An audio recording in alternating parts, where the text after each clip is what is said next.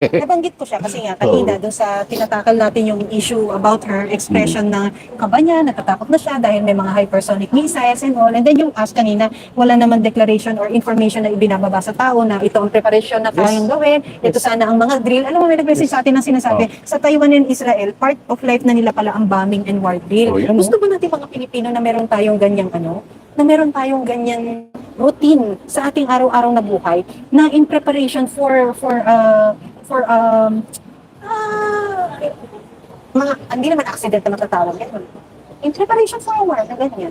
Palibhasa kasi itong mga may tatakbuhan agad no? Makakalipad ng bansa no? Asa na nga pala si Congressman Sando? May naghahanap. Lumabas na. Lumabas na. Dahil nagkaroon ng alliance ang Partido Federal ng Pilipinas. Kamusta naman I siya? think NUP. What's NUP? O National Well, nag-sign sila. Unity Party? Nag-sign sila for, for the picture So, okay na siya? of...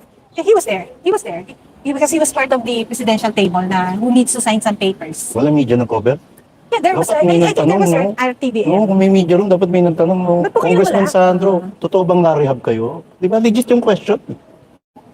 And it's a question. Oo, question yun eh. Dahil naman, sabi mo nga, kung hindi naman totoo, pabulaan ka agad, di ba? Huwag kayo sagutin ng hindi. Ito, Hindi totoo katulad yan. ni approve saka si 6988 kid. Tapos na-rehab question, di ba? Nagtatanong eh. Diba? Kasi di ba, parang rare din naman sa kanya na mawala siya sa limelight. Correct. Yun nga lang kasama niya yung nachichismis na girlfriend niya na young actress na nakasakay sa presidential plane. Sa Air Force One. Oo, na from Manila to Ilocos, nakukuhanan. Yan pang bigla kang nawala sa eksena. Diba? Kaya hindi masisisi ang mga kapete natin ka Evo Na na maghanap. maghanap sa kanya. No, parang wrong move. Diego. Very wrong move. Whoever is behind that, Dapat hindi ka na naglabas ng gano'n, di ba? but whoever was behind that move, it was uncalled for. It was unnecessary. It was irrelevant. Tapos, And di it ba, was singkit, merong 25 missiles na nakatutok, di doon ba? tayo, Marlo. Gusto mo ba i-connect na natin sa Pwede missiles? naman, no? Oo, kasi what do we know about these 25 missiles na nakatutok na sa kanilang mga 25 targets? So, ibig sabihin, one hypersonic missile each target, Marlon. And ito ay, nalaman natin na sinabi ni Senator Amy Marcos. At yung nagsasalita, hindi basta ordinaryong senador. Kundi kapatid siya ng presidente ng Pilipinas, na alam natin na meron ding intel na nagbibigay sa kanya, di ba? Hindi basta-basta. And hindi niya naman siguro papakawalan yung mga salitang ganito kung hindi niya rin na-verify. So, ibig sabihin, seryoso yung mga ganitong klaseng pahayag na hindi ko alam kung paano Bakit hindi niya kontrahin? Bakit ang ginagawa niya? Ikwento lang. Tapos ang sinasabi niya, kinakabahan na nga ako eh. So ano pakialam namin sa feelings mo?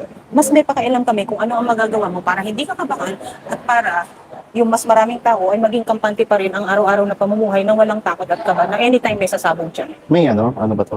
Tama ba yung direction may natin? ginawa ka na bang may ginawa na kaya si Senator Amy na paraan para makausap yung kapatid niya? Kasi seryo, siya na may sabi, siya mismo natatakot ka, di ba? Kung talagang sincero ka sa sinasabi mo, Senator Amy, na natatakot ka, gumawa ka ng paraan. Kung maraming nakakordon sa kapatid mo, siguro naman bilang ate, bilang may isang family gathering, lagi kang wala, panay pa-picture ng kapatid mo at saka hipag mo, di ba? Paano mapuntahan mo sila ron? Totoo, may edad na ang dating First Lady Imelda, pero ikaw dapat ang ikaw ang magpakita ng tamang pag-ugali at tamang paraan para paano makumbinsi yung kapatid mo na makapag-desisyon ng tama para sa bayan. Ang problema, pati siya, hindi makapag-desisyon para sa bayan.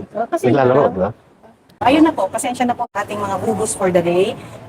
Na-disconnect tayo, lumipat tayo ng table, against the light tayo, tapos ito tayo ngayon. Ayan, Ay, ganda ng napapalo pwesto. pa kami. Miss Pam talaga may pagka-perfectionist. Yes. Is that bad? Ayan. Kaya hindi magka-jowa. Perfectionist. Mestisa ka na raw pa. Sabi ni ano. Pasensya na, ayan, balik tayo, no? Yung 25 hypersonic missiles na tinatarget, ang na location na para targetin ng hypersonic missiles na to, ang China, Marlon. At ayun na nga, nagsabing natatakot si Senator Amy Marcos, kinakabahan na siya. Pero anong ginagawa niya? Kinikwento niya lang ang takot at kaba niya. Dinadagdagan mo lang ang takot ng tao bayan. Yes. Diba? Kung patawag ka na, Senator Amy, kung patawag ka, kung hindi mo kayang kausapin ng Hindi, sige, kapatid mo, magpatawag ka ng Senate inquiry, ipatawag mo ang defense, lahat ng stakeholders. Tapos katulad nung sinabi namin ng mga nakaraang vlog namin, kung totoo mang may paghahanda, kung may nakakaambang gera, dapat inihahanda na rin ng taong bayan. Meron nga tayong tinatawag pa na earthquake drill. Di ba? Na pinaghahandaan mo. Pinaghahandaan ng Natural earthquake drill. calamity yan na hindi mo alam kailan mangyayari. Etong gera, meron bang drill na nangyayari na anong gagawin ng isang ordinaryong mamayan sakaling may pinasabugan tayo ng missiles, di ba? Ng boat galing China o galing pag may ipinatay sa gera, may paghahanda ka. Wala di ba? So, ayan ate Amy, magpatawag ka po ng Senate inquiry. Huwag lang yung sa kampo ng Department of Defense, of National Defense, saka AFP. Hindi patawag mo rin yung mga concerned agencies na ano ba ang mga dapat gawin sakaling ang sumiklab na isang gitna. Wala hindi ginagawa ng kapatid mo. Magpakaati ka na. Ayan, para makita namin na seryoso at sincero ka sa mga nagsasabi mo, Senator Amy. Well, di ba pwede naman yung ganun, Marlon, na yung nagpa-press con ka or nagpa-interview ka, pero may hawak ka ng somehow solution. Static. Sino static? Audio, grounded, mic mo, sir. Oh my God. Really? Kung talagang sincero at seryoso si Senadora Amy sa sinabi niya na may natatakot siya, nag-aalala dahil may 25 ng missiles ang nakatutok sa iba't ibang parte ng Pilipinas, magpatawag po siya ng Senate inquiry. Mag-file siya ng isang resolution kung hindi niya committee o hindi siya member ng Committee on National Defense. Ipatawag niya ang mga opisyalis ng DND, ang Armed Forces of the Philippines, at yung iba pang mga stakeholders. Kasi tayo nga even sa private companies pa, government and private companies, meron tayong tinatawag na earthquake drill. Di ba? Bakit? Walang ginagawang paghahanda kung sakaling ang sumiklab ang digmaan. Ano, bubulaga na lang sa atin na may sasambulat na bomba. Tapos tayo mag-iiyakan na lang, magngangaw. Walang paghahanda. Nasaan ang gobyerno? Nasaan ang Pangulo? Ang earthquake drill, Marlon, isa itong natural calamity na hindi mo alam kung kailan a-attack, kung kailan mangyayari, pero pinaghahandaan. Yes. May earthquake drill, may fire drill, di ba? May Totoo. mga ganyang sinasabi. Totoo. Ito na sinasabi mo, nakita mo ang plano at Mm. alam mong 25 hypersonic missiles.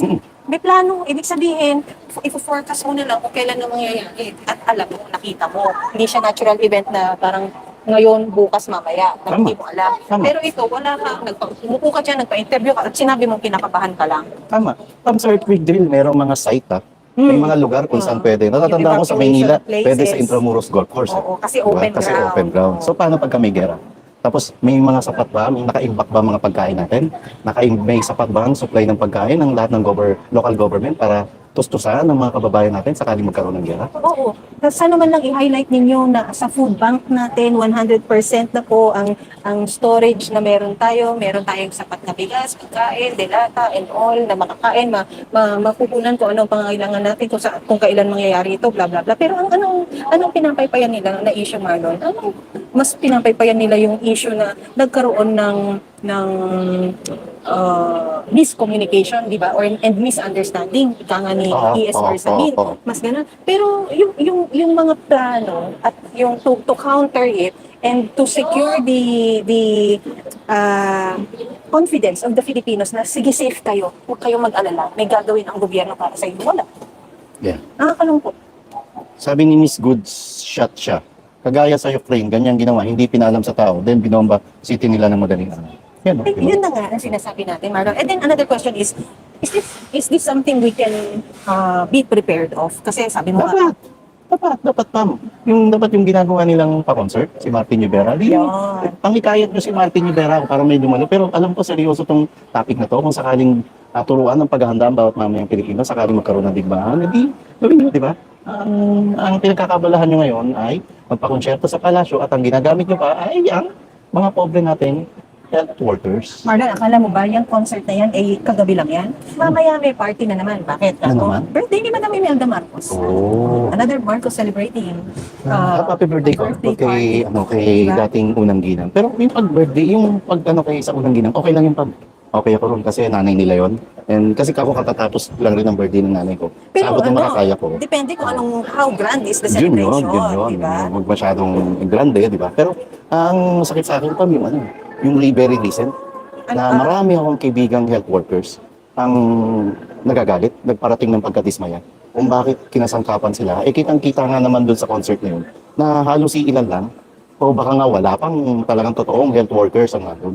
Ang pinakapangit kasing nangyayari, Marlon, is ginagawa nila itong excuse Para lang, para tama. magkaroon na sila ng sarili nilang party-party na ganyan. Tama. So kung wari tribute kay ganito, pero yung mga health workers mismo na nagbuwis buhay nung pandemic, hanggang ngayon, Marlon, hindi pa nila natatanggap ang kanilang health Yun ang masaklap. emergency Yun ang allowance. masaklap. Tapos, bibigyan mo ng production na ganyan na concert. Ano magagawa ng concert na yan sa kanila? Sige, malilibang sila for a while, oo. Pero yung makatapos ng gabing yun na nagsiuwian na, bit-bit mo ba ang mga envelope mo o cheque mo na ito para sa'yo? Na in-increasean pa more than the allowance they expect because we are grateful for the services that you've rendered during that time. Here, sana sinama nila yung programang yun sa concert. Hindi yung Mismo. salpa ka agad Mismo, sa tama ka pa. party-party. Tama ka. Gaano karami ang health workers sa Pilipinas? At ilang piraso lang ang dumating doon sa palasyo, di ba? Sila Nasaan na ba ang yung health worker? nasa, Tama ang tanong ni Pebbles Chururu na nasaan ang health workers? Nagtatanong lang, pwede namang magtanong. at saka kung talagang para sa health workers yan, sana ginawa nyo ngayon sa PGH, di ba? Sa Lazaro Hospital, Jose Reyes, sa mga public hospital, hindi dyan sa loob ng palasyo na tapos kayo-kayo lang ang nagsasaya.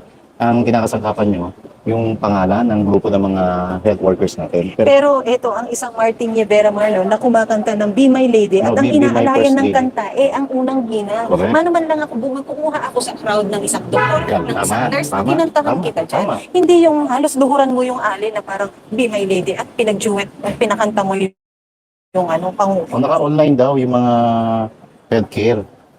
Siguro ilang piraso ko naka-online. Yung iba ko hindi naman magtitiis. Mas gusto ko nilang mapakinggan yung naibigay na yung mga dapat mga back wages na dapat nakukuha nila noon pa. Marlon, naka-online, isa na ngang sa atin, isa na ngang experience sa isang health worker, ang makita kung ano bang itsura ng Malacanang, ano bang itsura ng palasyo, di ba? Correct. Ano na yun experience mo na yun Sana man lang binukas mo din ang gate ng palasyo para sa mga health workers na to. Pero sino ang nasa grounds, Marlon? Sino ang nasa concert ground? Oligarko. Puro mga oligarchs. Di ba? Masyado yung binubusabos, binababoy ang dignidad ng mga kababayan natin. Partikular na yung mga naging tunay na bayani nung nakalipas na pandemya. Walang iba kundi ang health workers. Meron na ba kayong kinilala na para magdeklara ng Lapit isang ka na po. Frontliners Day? Wala pa sa Caloocan, meron na. March 15. Talaga? Oo, merong... Very close sa'yo ang Caloocan, Marlon. Hindi, may nagpatulong din sila sa akin doon nung before election. Oo, nakahati pa nga ang oras nakahati pa mo nun oras ko nun. Kasi yan din lagi nilalagay ko sa parang excuse mo for yung nasa ganyan, may Kasi ganito. may mga kaibigan tayo na alam mo, hindi natin matanggihan pag kailangan ng konting ano ba to? Konting nalalaman natin kalokohan. Tapos kalokohan. Yun. Ay, Marlon, kaya lang, minsan, i-address din natin yung issue. Wala na kayo nakitang tamang ginawa ng Pangulo. Meron naman, kaya lang mas higit talaga yung ikaka-frustrate mo na bakit tayong simpleng mamamayan naiisip natin na sana ganito na lang yung ginawa nila. Sana pinaakyat nila sa entablado before the concert starts. Yung mga health workers at isa-isa nilang binigay kung ano yung mga nararapat sa kanila. Sana kung tayo nga naiisip natin yan, bakit wala sa nakapaligid sa kanila ang nakaisip nun? Kasi ang nasa isip lang nila, Pam, karanyaan. Para sa sarili, Para no? sa sarili nila. Yung entertainment kasiyahan nila, na, alam mo yung kasosyalan nila, na, ewan ko, ilang champagne na naman ang bumaharo, di ba? Yun, Ilang champagne, may naagawan kaya ng yun, di ba? Kung may naagawan, no? or Pero champagne glass? yung lolo mo, kanta pa ng kanta, pil na pil pa. And magkano, mind you, Pam, mahina ang kalahating milyong piso para sa budget ng isang Martin Rivera. Diba? Kung yung 500,000 pesos ngayon na budget, Isang talent pa lang yun, isang talent Marlon, pa, may Shasha Padilla pa. At hindi, talents pa lang yung pinag-usapan mo. At ang concert, hindi magaganap yan nang wala kang sound system na maganda, na wala kang ilaw na maganda, na wala kang stage, na wala kang backdrop na LED. So meron na naman kumita mga May Yusek. kumita na naman mga Yusek Dennis dyan. Aminin natin ang problema talaga dahil sa tingin ng China, talagang kumampi na tayo sa kalaban nila. Nagbigay tayo ng 17 base militar sa pakiwari nila, yung EDCA sites. Talaga mainit ang ulo nila. Natatakot talaga ako habang umiinit diyan sa West Philippine Sea, may nakita ako na plano ng China na gagamitin yung hypersonic missile. Hindi naman nila iniisip na lulusob dito sa Pilipinas yung katakot-takot na army nila, mga navy nila. Hindi ganoon. Ang plano, air. At ang plano yung hypersonic missile at nakatakda na yung 25 na target nila. kitang-kita na. Ang sabi ng US, hindi daw nila kaya labanan yung hypersonic missile. Mas lalo akong ninervyos kasi akala ko kapag missile, meron yung ibang bansa yung tinatawag na Iron Dome, hindi makapasok yung missile. Kapag hypersonic daw, kayang-kaya pumasok. Ganyan lang kadali, durog daw. Ano bang klase yon? Kasi sa pagbabasa natin, may mga Brahmin missile na sa Batanes, pati sa Subic. So yung dalawang yun ang uunahin kasama ng Ilocos kasi may mga live fire na balikatan. Katakot nga eh. Ano ba yan? 25 ha, hindi biro-biro yon.